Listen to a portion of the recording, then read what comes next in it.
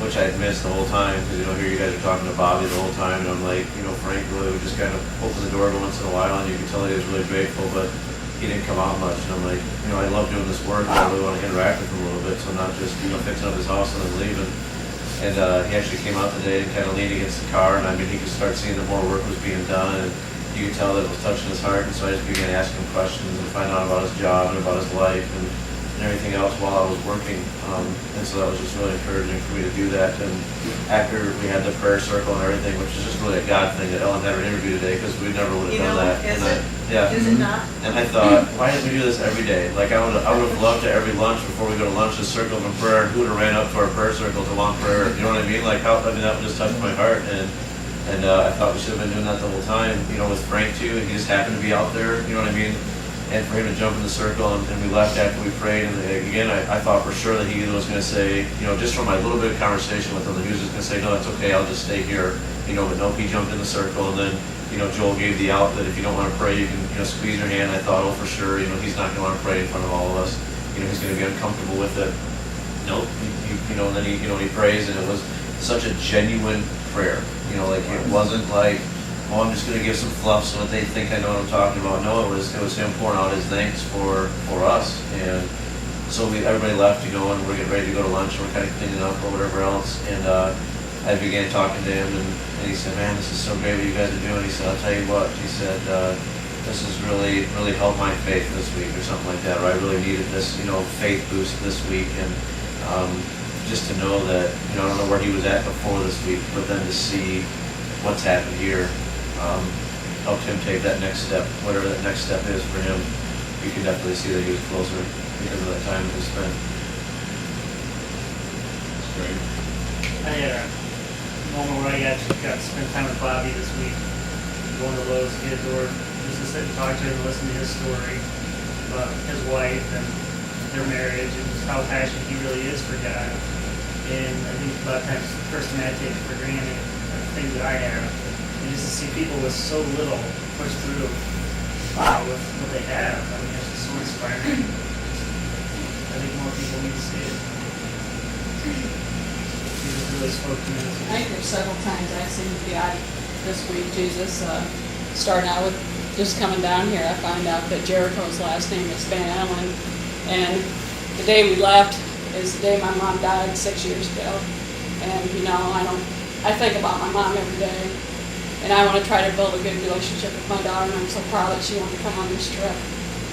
And then hearing Alexander the other night say, you need to think about making your mama proud, And I'm thinking of all the things I've done to cause my mom pain, especially when I was a teenager, you guys' age. And I just hope she's proud of me now, how my life has turned out. And just the small things I've seen happen, over the people bringing the water and the ice. That cup of water Jesus said to give. And I've seen Taylor and Ashlyn bring a cup of water to Bobby today. And it's some simple things that mean so much. And talking to the neighbor lady, she talked about how after the storm came, the Tide truck come down the street, and they had to clean laundry then because the Tide truck washed the laundry. People brought them meals when they were working on the house, and she says that was the blessings they received, and she knows that God made all them divine appointments. And I'm just glad I was here to experience all that this week.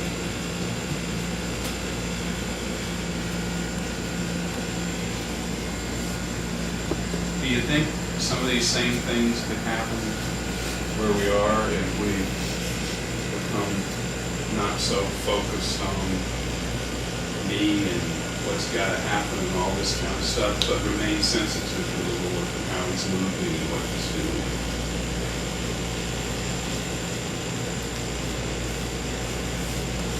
That's it's such a neat privilege to be able to see teams come and see what the Lord does. And He does it week after week. He's so faithful. But my hope and my prayer is that you'll take it back and you'll never be the same. This place has a way of doing that, of softening your heart. It's the people, and it's I hated New Orleans. I used to have to come here on business and conventions, and anytime we wound up where this was where it was gonna be, I hated to come here. I absolutely hated it. I mean, I hated the litter that's all over the streets, which you still see. You know, and what New Orleans is known for, which is a 5-block area, one street, you know? And you got to see that that's not New Orleans, is it?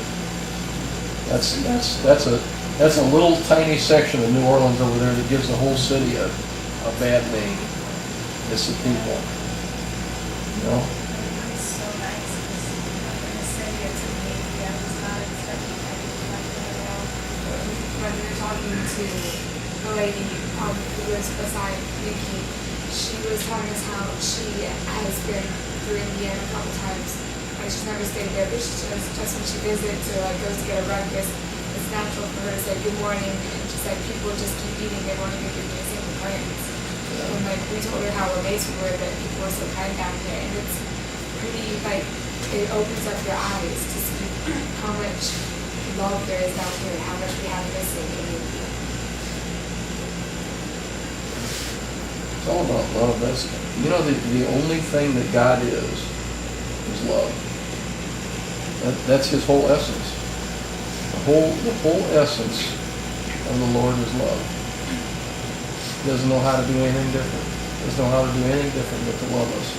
And all he wants us to do is love each other the same way that he loves us. Pretty simple when you really get down to it, isn't it? I had a homeless guy one night down at a little shopping plaza down here. There was a team here and they were going to Cafe Roma to eat supper. It must have been a Sunday night. I was running kind of late, so I was going to meet him there, and the team was already in the restaurant. And as I got out of the car to go in the restaurant, a homeless guy came up and said, "Mister," he said, "I'm hungry." He says, I'm not begging for money, I'm hungry. And I said, "Come with me." And we went over to Subway, and I said, "Order anything you want." And he orders a 6-inch sandwich. I said, "No, you want a foot long?" And no, it's just a 6-inch sandwich, no potato chips, no pop, got a glass of water and a 6-inch sandwich, and that's all he needed, all he wanted, and that kept him satisfied. And I got him a sandwich, and I went over and joined the people at the restaurant. And none of them could have seen me do that from where they were at in that restaurant. Nobody could have seen what happened out there in the parking lot or anything about it. And I went in and I ordered my meal, and they come around and they're passing out checks. And I said, "Well, I didn't have a check there, you know." And I said, "I need my check." And she says, "Your dinner's been taken care of." I don't know who bought my dinner. And I do know that it was nobody on that team that was there. Because the checks all came to everybody at the same time, but mine didn't show up with everybody else's check.